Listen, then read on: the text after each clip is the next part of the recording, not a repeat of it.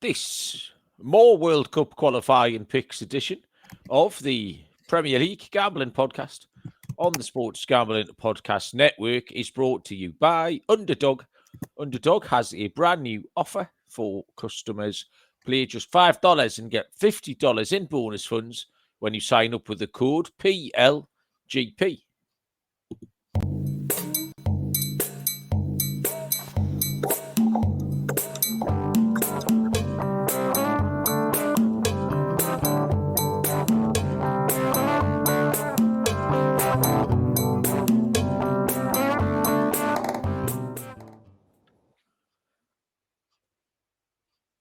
Welcome, everybody, to the Premier League Gambling Podcast on the Sports Gambling Podcast Network. My name is Malcolm Bamford, coming to you from Newcastle upon Tyne in the northeast of England. Today is September the 7th, Sunday, September the 7th. We are here to have a look at some more World Cup qualifying games taking place on Monday and Tuesday. We will also discuss the success or otherwise of the picks we made last week and some general silliness, I'm sure.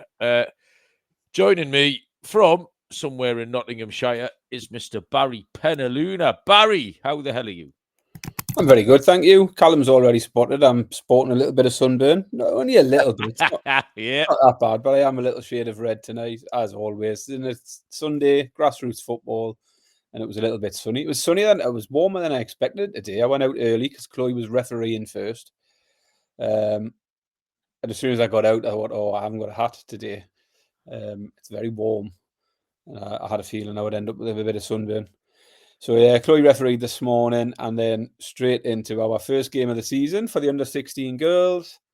What a shit show that was. Got absolutely battered from the first day. Did you expect to get battered? Did you expect to get battered? Did you think it was going to be tough? I thought we'd get beat. It's stupid. We play in the second division of our league, and there's a team who every 2 years win our league, like comfortably. They're far too good for our division, but then they go up and they can't beat anyone in Division 1, so they come back down and then they just dominate us. So every 2 years we have to play this side, and then they'll get promoted again and then they'll drop back. That's shambles. So they'll walk our league, and it was a bad one to start with, but pick up again next week. Mate, I had my very own Super Sunday today. I had an epic morning, which I wasn't planning on having. I'll tell you about it in a minute, because it was grassroots weekend number one. I was quite enthusiastic this weekend. Normally, it can get a little bit much, can't it? Like during the winter, training fucking 4 or 5 nights a week, 3 games on a weekend, traveling, dealing with the parents and all that shit, idiot coaches. But I was quite fresh this weekend. I was looking forward to it. So Saturday, East End against North Sunderland, 2-2 drawbacks. Then this morning went out, big game at the top of the Prem. 2 good teams, East End and Wallsend, finished 1-1. I then went from there. So that was a 9 o'clock kickoff, Barry. I left the house at 8:10, got to East End for 9 o'clock. Then we went to watch a couple of our old teammates were playing in another Prem game just around the corner at Benfield. So we went to watch Benfield against Whitley Bay is the answer. Watched most of that. And then Bob's old team, who we played for last year, were following on from there. So we watched that game. So I watched 3 full matches this morning, Barry. 3 draws. Like, you very rarely see a draw in grassroots football. They're not common, are they? And the last one was 0-0, Barry. Newcastle Benfield 0, West Denton 0. That was Andy Williams' team. So I watched a 0-0 this morning. I worked out, I reckon the treble would have been about 95-1. Because yesterday we would have been short favourites. We would have been about 5-1 on to beat North Sunderland, and they held us to a 2-2. And then I reckon 3-1 this morning against Wallsend. And then the draw would probably be a little bit shorter in the Benfield and West End game. So we had a 95-1 treble this morning. But yeah, 0-0 draw. This very morning, Barry, I saw 2 actual people out in the world both listeners of this show, and both of them separately, they weren't together, both of them said they enjoyed the show and it was very funny. And they both brought up one thing that they found was funny. And it was the same thing, Barry. And it was your complete disinterest in anything I have to say. That's what they both pointed out as something they found really enjoyable about the show. So the first one... It must come across really well. yeah. If that's what we're trying to cultivate, you've absolutely fucking smashed it, Baz, because the streets were alive with it this morning. I saw Andy Williams, and Andy Williams actually had tears in his eyes at me turning the kickoff board round upside down, and you just being entirely nonplussed by that entire thing. And then I saw Mr. Darren Penaluna, of all people, Barry. I saw Christian came round the corner. Christian was getting me a Bovril. I had a Bovril this morning. And Christian said, "There's a Penaluna over there." He wasn't sure which one it was, but he said, "There's a Penaluna over there." And it was the Dazzler. So I went to see the Dazzler. And he started laughing. He said, "I was just laughing at you talking about African football," and Barry completely glazing over. Like, no interest whatsoever. And then, so 2 separate issues, Barry. 2 points of feedback, both on your disinterest in my crack. Any thoughts on that? Well, I mean, I've been disinterested in your crack for about 25 years now, Malcolm. This is nothing new. I fucking love the best thing about I love my own patter. It's brilliant. I really make myself laugh. You know? I do have a tendency to switch off at points. Yeah, I know. Like, particularly around it's impossible not to. I listen to the baseball show, and I'll just listen to. Sorry, when I do the baseball show, I listen to Lonte or Scott or Dylan do a 3-minute Andy, and then all I'm aware is that they've stopped talking, and I'll say, "Yeah, thanks, mate," or just I agree with that, or yeah. Oh, I can see your point. Just say something like that. I've got no idea what they've said. But then on this show, I you do your 3-minute chat, and then you stitch me up by saying, "What do you think about that?" Or what do you? Yeah, I know. Just it's one of the benefits of me being the host and you being the co-host, Barry. I'll try not to do that anymore if you want. Joe Dollar's daughter was overfaced this morning as well in their high division. Is she playing soccer then, Joe? I think you've told us this before. I should remember, really. So, anyway, I got back in at 10-2 this afternoon, Barry. Having went out to take Bob to play East End v Wallsend at 8:10 this morning. So nearly 6 hours. So, yeah, solid 6-hour grassroots football stint this morning. And actually, I didn't mind it. I think because there was no football, like proper football, that helped my enthusiasm. I had a bit more time this morning I wasn't worried about picks or shows or getting back to watch the match and stuff. So I was quite happy to talk to all the dads and the refs and the coaches and all that sort of malarkey. I think that was about it. Callum is asking about my trip to Goole. Yes, I went to Goole. That's an accent mind, isn't it, Barry? Jesus. Is that what you sound like, Callum? Oh, dear. Yeah, I was a bit... It's not for me, that, Barry, but you're kind of used to that because your lass is from near there, isn't it? Yeah, the Humberside accent. They don't pronounce that H's, do they? Is the big part of it, despite the fact they come from a county that begins with a H.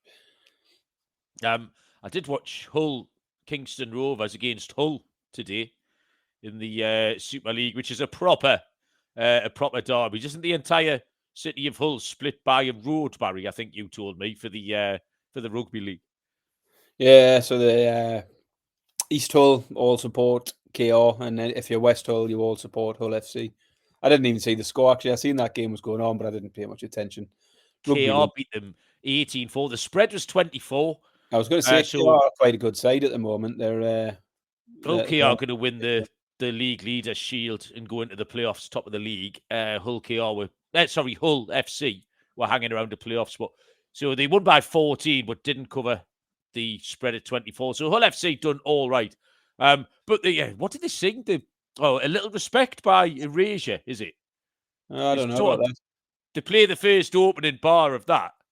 You know, I tried to discover, and then they faded out. That must be Hull FC, because Hull KR sing When the Red Red Robin Goes Bob Bob Bobbin. Oh, well, no, it was Hull KR, and they played the first line of that Erasure song, then faded it out, and the entire crowd sang like 2 verses and a chorus. Like, and that's got the little high bits at the end, hasn't it?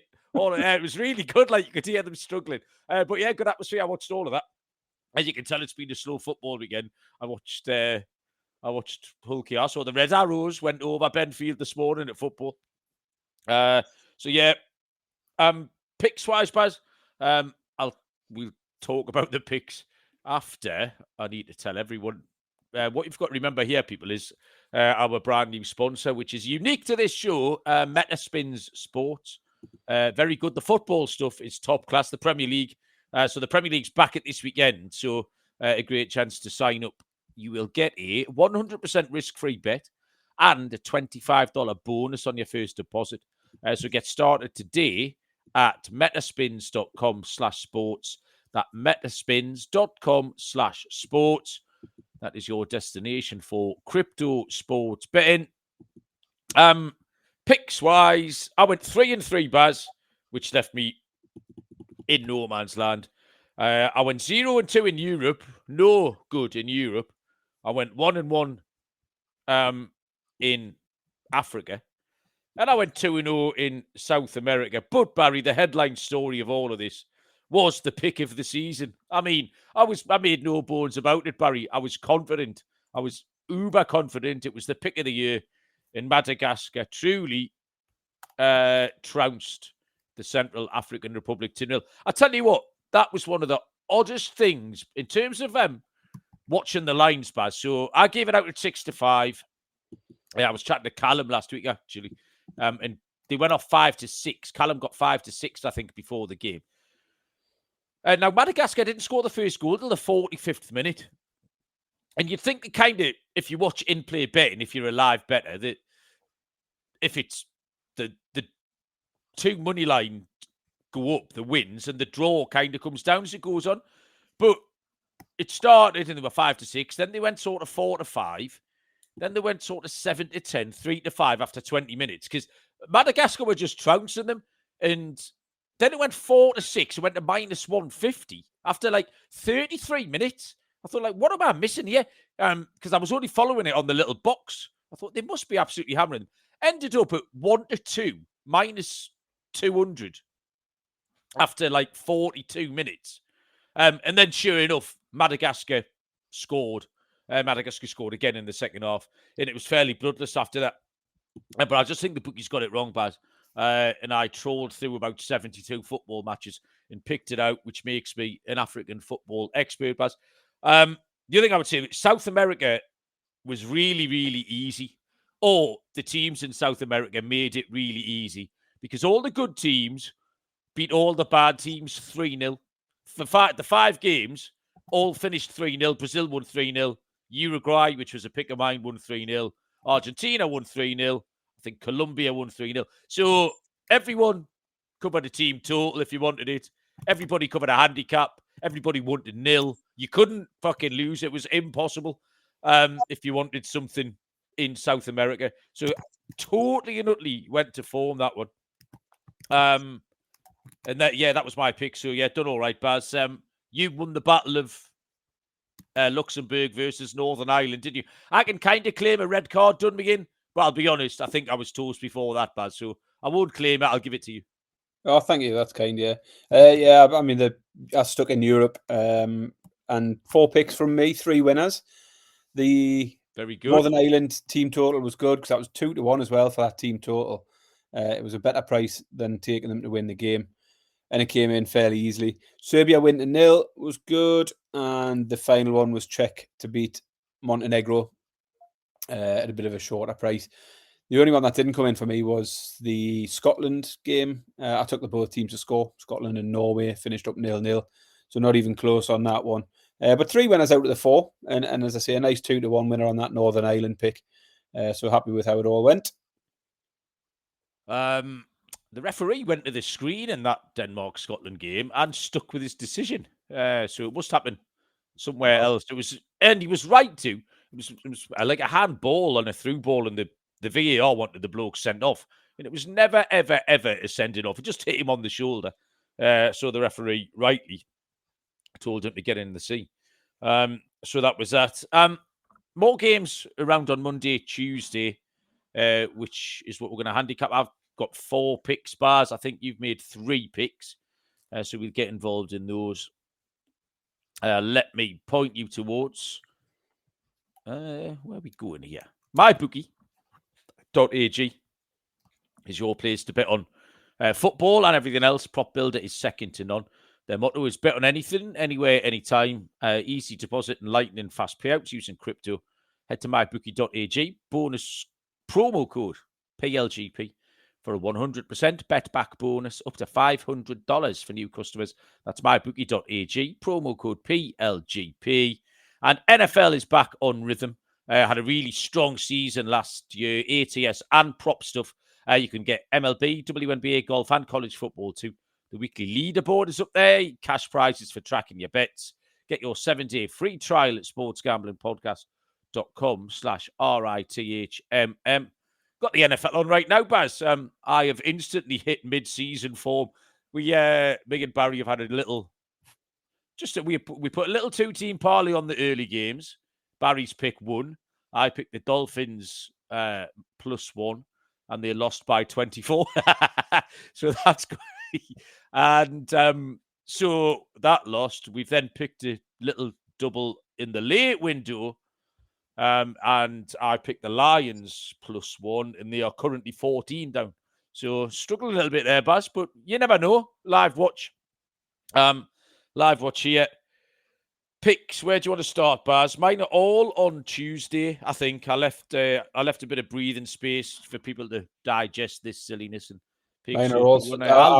I'm all Tuesday as well. I'm fully Tuesday.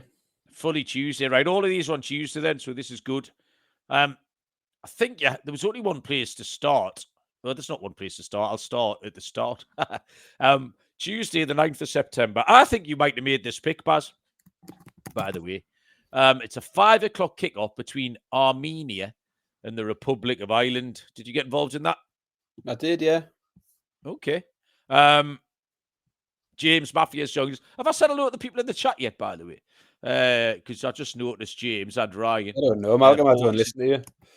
No, yeah, true. So you would have no idea, wouldn't you? Joe Dollar, Andy Williams, Obs is here. Callum, welcome along. Fef stuck his head up before. And that might be everybody for the time being. If you are having a lurk around, by all means, say hello.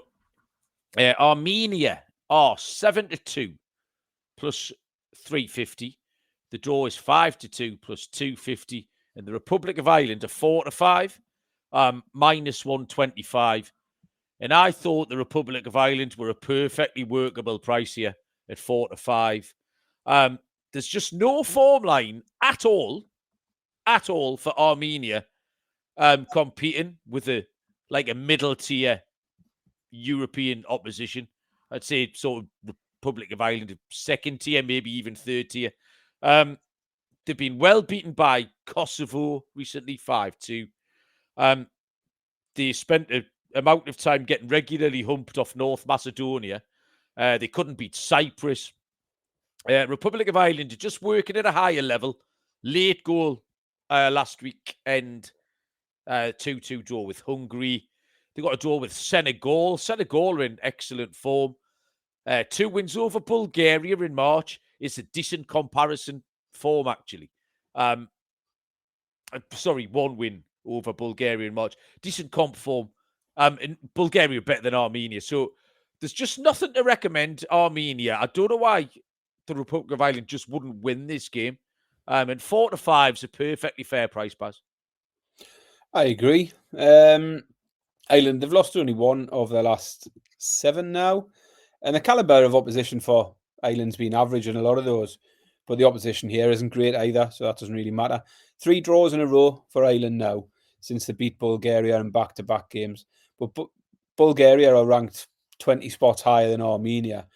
And then you look at the Armenia form, 1 win in 10. They've lost 7 of those 10 games, and they've conceded a shit ton of goals. 21 conceded in their last 5 games. Portugal put 5 past them. Kosovo recently put 5 past them. Georgia scored 6 against them.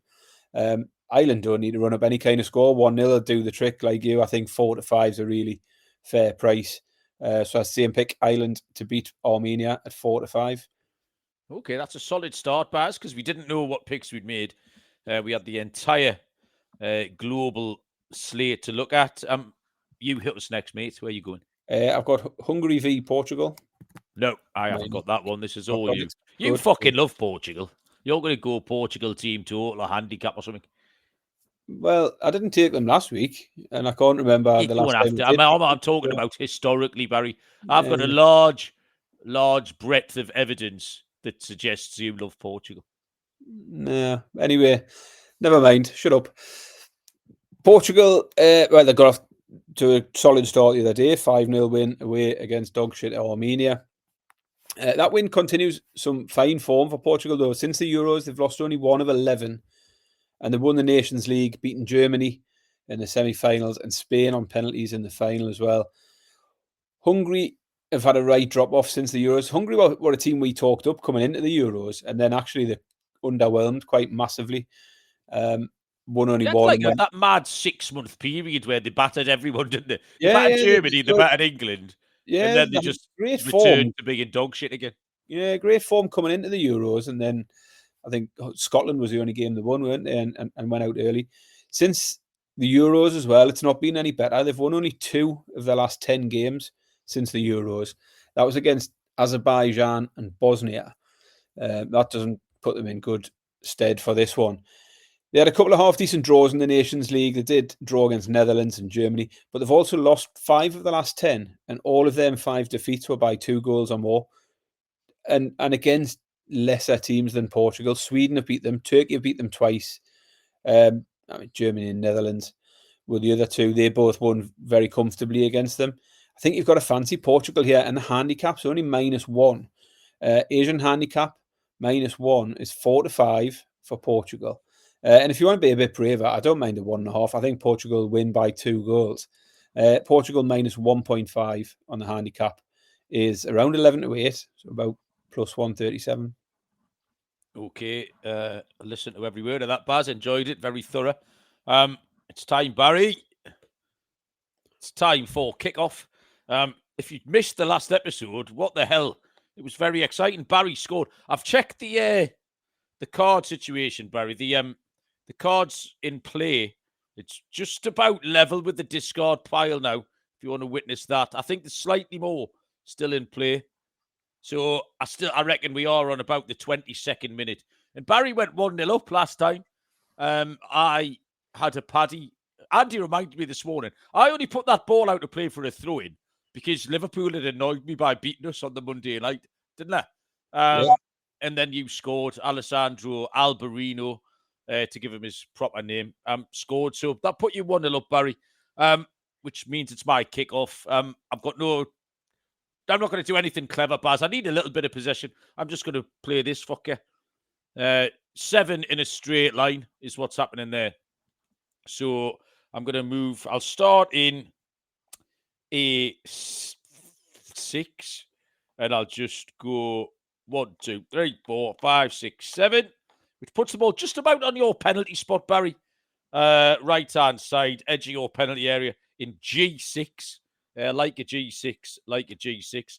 Ball played forward there from William Vicario Smythe up towards Wolfgang Vogel, Barry, on the edge of your penalty area. Would you like to reply?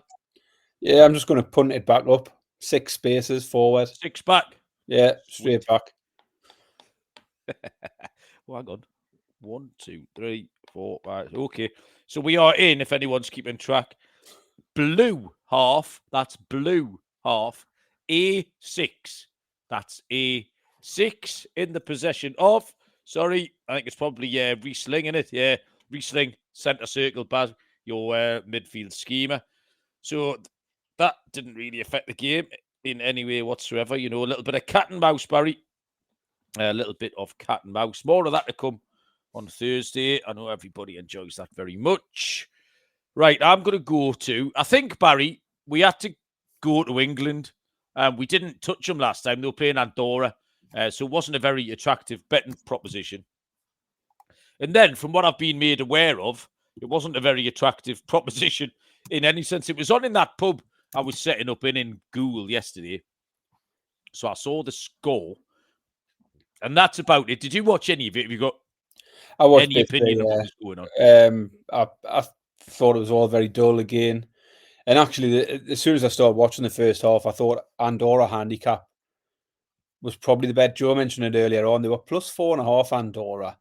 And Yeah. nobody's beaten them by more than 3 goals for ages. Their record defensively isn't bad these days. And as soon as I started watching, I thought England will win this, but they're not going to absolutely batter them. Second half, I thought actually we looked a bit better when they made a few changes. They brought on Rogers, Gordon, and I can't think who the other one was who come on the other side. But anyway, I thought they looked brighter after a few changes later on. But yeah, it was all a bit rubbish, really. Yeah, absolute shite from what I've been made aware of. So the England, I mean, they're still in a strong position in the group. They've won 4 out of 4. Serbia dropped points. Who did Serbia drop points against? Serbia drew 0-0 in Albania. But England go to Serbia on Tuesday. This is a later kickoff, 7:45, which is 2:45 Eastern time. Serbia are 7-2. It's home here, underdogs, plus 350. 27-10, the draw, plus 270. England are 3-4, minus 133. And you just have to fade England. You have to find a way of fading England in current form. So it's not just that poor performance at the weekend against Andorra. There was this almost identical poor performance against Andorra back in May, June time. That was a 2-0 as well. Or was it a 1? It was dog shit, whatever it was. So they beat Andorra twice. Don't forget, in that break as well, they lost at home to Senegal in a game we gave out Senegal at 6.5-1, didn't we? Tuchel's just not getting the best out of the players. He's in no way inspiring. He's just a dull fucker to listen to. It's absolute dog shit. Serbia are a decent side. They've got 2 wins in this section, and then that 0-0 draw in Albania. So it does look like they're booked for second place in a playoff spot, unless they can really upset England here. But they're really difficult to beat, Serbia. 4 draws in the last 7. The draws come against Switzerland, Denmark, Austria, and Albania. And really, the way England are playing, that's kind of decent comparison teams, like second-tier European, second-level European teams. Switzerland, Denmark, Austria. Those games were all 0-0 and 1-1, all those draws. So I did look at the under 2.5, but I had a feeling the bookies would be onto it, and they are 7-10, minus 142. So it is short. I don't mind the draw at 27-10, plus 270. But I'd be annoyed if I took the draw and Serbia won, which I think is absolutely very, very possible. So the safety net bet is Serbia double chance. It evens, because I just don't know why England should be odds on to go over there and turn the Serbs over on their own turf. So I'll take Serbia double chance at evens, but I do think this has got a 0-0, 1-1 written all over it, Baz. Yeah, I didn't go there for this game. I just couldn't find a pick. I don't know what to make of England. I still think England might win it. They might go and minge a 1-0 win or something like that. I did look, and the first thing I was looking for was the unders in a game. It was a little bit too short, but I can see a 1-0 England or possibly a 1-1. I think it will be low scoring, but I do have a sneaky feeling England might nick it, but I certainly wouldn't want to be backing them. So, yeah, it was a solid avoid for me. Avoid, no bet for Barry. Go on then, take us somewhere else. Yeah, the final one for me, Norway v Moldova, is my final pick. Have you got the prices there for that one? I have Norway. I can see it 1-20, minus 2,000. 11-1 the draw. And Moldova, 33-1, Barry. You tipping up Moldova? Yeah, did you get involved with this one? Nope. Why would you not get involved? This is my pick of the week. Isn't it the pick of the week? Yeah, pick of the week. 1-20, Norway. Big fan of Norway here at 1-20. Massive favourites, but I've found a way we can get involved. What do you reckon the handicap will be? Norway 1-20? 4.5, 3.5. Yeah, so I thought 4.5. Anyway, Norway have won 7 straight games now, and 5 of those 7 they've won by 2 or more, and 4 of them they've won by 3 or more. So some really big wins recently for Norway, including a 5-0 win over Moldova in Moldova. So they beat them 5-0 away, and now bringing them back to their home place. They also had a 3-0 win over Italy recently. So in really good form coming into this, Norway. And Moldova, as you might expect, not so good. They've just lost 5 in a row, including a home defeat to Israel last week. They lost 4-0 to Israel a couple of days ago. And 4 of the 5 defeats they've got there were by 2 or more. They've failed to score in 4 of their last 5 games as well. I just think all the signs point to being a straightforward Norway win. And I thought the handicap here would be around the 4 or 4.5 mark, but it's only 3 on the Asian handicap. So for a team 1 to 20, who I expected to win comfortably, I think the 3's all right. As I say, they beat them 5-0 in the reverse fixture. So I'm going to take Norway on the Asian handicap, -3. It's just short of even money, 10 to 11. So yeah, I'm a big fan of that one. I think Norway will win by at least the 4 and cash that as a winner. Okay, nice, Baz. Nice diving into some of the lesser known teams here. I'm going to head. We're off across the seas now, Barry. We're going to head to South America. This game is midnight on Tuesday night into Wednesday morning. So nice time for our American and Canadian listeners, 7:30 p.m. Eastern time. And I'm going to go to Venezuela against Colombia. Venezuela are 27-20 plus 135. The draw 21-10 plus 210. Colombia 21-10 plus 210. Now, I said last week that this section was kind of split in two. Like you had the haves and the have-nots. You've got the top 6 who have all qualified. And as I said, they all just won 3-0 last Thursday and Friday. So it's done now. It's set in stone. You've got the bottom 2, Peru and Chile, who we faded, and were correct to do so. 2 winners. They're both sitting dog shit. It's the playoff place. There's one playoff place in Venezuela and Bolivia are fighting out for it. There's 1 point separating them. This is the last game in the section. Venezuela have a 1 point advantage over Bolivia. So it's the Venezuela game we're looking at.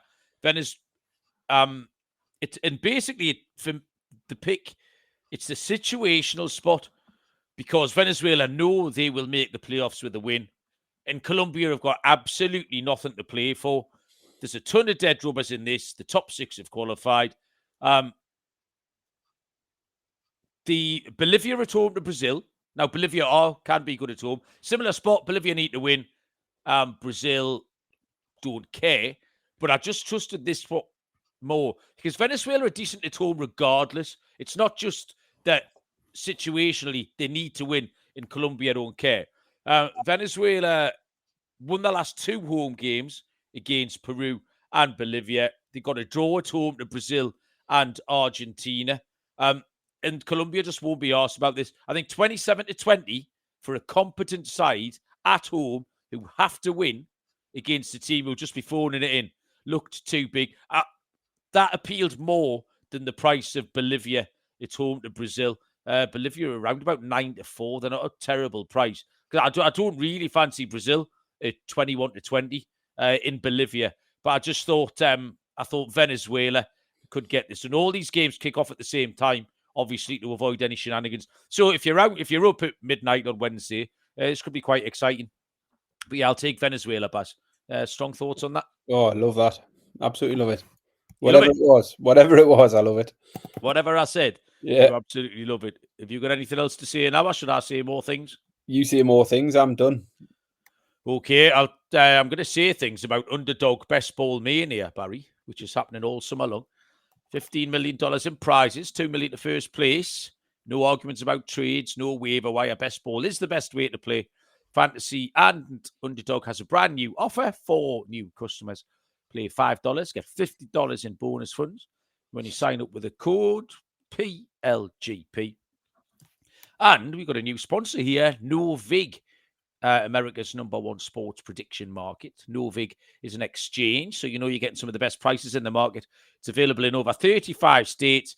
Download the Novig app and get $50 when you spend $5 if you use the promo code SGPN, get on the action with no vig, promo code SGPN. Barry, this would not be an international pick show if I did not head off to Africa. I am the Northeast's leading African football correspondent. And we're going to go to... fucking hell, I dug this one out as well. I don't love it as much as I love Madagascar. But it's not far away, Baz. Right, where's it gone? There's a long old list of games here. Can't find it. Oh, there it is. 2:00 on Tuesday. So this is actually the first game chronologically of the games we've looked at. So 2 p.m. Local time here, which will be 9 a.m. Eastern time. So some early DJing activity for all you lot who are at work. And the game, Barry, is the big one between Sierra Leone and Ethiopia. Sierra Leone are 19-20, -105. The draw 16-5 plus 320. And Ethiopia are 29-10 plus 290. Now, this is a dead rubber in this group. But Sierra Leone have got much stronger form here. They've got a 1-1 in Guinea-Bissau last week. Guinea-Bissau were a decent team. As it happens, Guinea-Bissau probably played the most exciting game at the weekend. Sao Tome y Principe, Barry, it were about 25-1. Sao Tome y Principe were 2-0 up at home to Guinea-Bissau at the weekend. Guinea-Bissau were still just 9-2 to win the game at 2-0 down. Came back to 1-3-2. So that was exciting. That's apropos enough, and it's got fuck all to do with this game. But Sierra Leone got that 1-1 draw in Guinea-Bissau. They lost 1-0 in Egypt in March, which isn't bad form. They're just not losing. Home win against Djibouti back in March is good form. The return fixture in Ethiopia finished 0-0. But Ethiopia have fallen off, really fallen off. They've lost 4 of the last 5. They lost 2-0 to DR Congo, 4-1 against Guinea, 3-0 against Guinea, 2-0 against Egypt. It's just another classic form line. It's like this team are playing well and have home advantage and are a nice price. This team aren't. So, like I say, not as strong as Madagascar, Baz, but I like Sierra Leone on the money line at 19-20, -105. Barry, do you know what the capital of Sierra Leone is? Cuba. No, I was going to say Mogadishu, but it's not, is it? Nah, Somalia, that pass. Yeah. Freetown is the answer. Freetown. And the only reason I know that is Kev Matthews backed Freetown at Cheltenham in the last race. I'm going to say 2001, maybe. 25-1. And it pissed up. Absolutely dotted up the hill at 25s. Matthews was absolutely buzzing with that. So, yeah, 24-year-old horse racing stories. I'm done, Baz. That's all my picks. Have you got anything else you would like to tell the people? No, I think that's about it. The only other thing was we had the exciting moment this week. Another pair of bamboo boxers. Oh, more rotation. Yeah, we've got another pair in the rotation now. So that's 3. This is the 3rd month of my subscription. Have you now. got them on? No, I haven't got them on currently. You got them with you? No, I'll put them on Twitter. I'll post them on there. I'll post them on X later. With you wearing them? In them? No. Nobody needs to see that. I wouldn't mind. Do you want to describe them? Well, they're called Fancy Pants, is the name of them, because they all have a name by the right, okay. thingy. Chloe suggested they look a little bit like the Day of the Dead type of theme. Whatever that means. I don't know what that means. I can't remember what Sophie described them as. But anyway, yeah, they're all right. Yeah, I'm happy with them, me. Excellent. Good. The kids hate it. They especially hate me walking around in my fancy boxers as well around the house. They find that very inappropriate. Whereas I've probably always done this, like getting out of the bath or whatever. But because they're normally just plain black or whatever, nobody notices. But now because they're all white, weird and strutting around. Do you think do you feel like you're working it a bit more? It's like I mean, you must be body confident now, Baz. You've lost about 9 stone. You're strutting around in your fancy pants. Like I need to see this, Barry. Yeah, I'm not. No one's going to see me strutting around in my fancy pants on social media. That's for sure. Yeah, well, fair enough. Good pants talk. you'll all be pleased to hear that we're going to get back to some actual Premier League football next I weekend. mean, you say that, Malcolm. I went 1-9 in the Premier League. I went 3-1 on the internationals. So yeah. Don't remind people you went 1-9, Baz. There might be people who are new to the show. We can lie to them and say we're really good at this. But yeah, we'll pick loads of winners this week. I'm fully confident.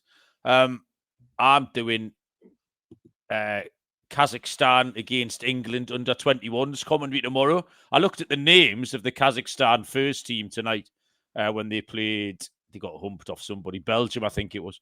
And they're very long, Barry, and there's lots of V's and Z's in there. So I'm going to have to do a lot of prep tomorrow on the Kazakhstan under 21s. And then I've got my first Premier League game next weekend. I'm doing Everton v Villa next Saturday. So looking forward to that. But yeah, we'll do. Keep your eye on the schedule. I'm guessing Wednesday or Thursday for a full slate of Premier League action. Barry, thank you very much. Enjoyed it. Appreciate it. Everyone in the chat enjoyed it as well. Thank you. Good luck with your picks this week. We'll be back with a full slate of Premier League action this Wednesday or Thursday. And until then, we will see you all down the road. Cheers.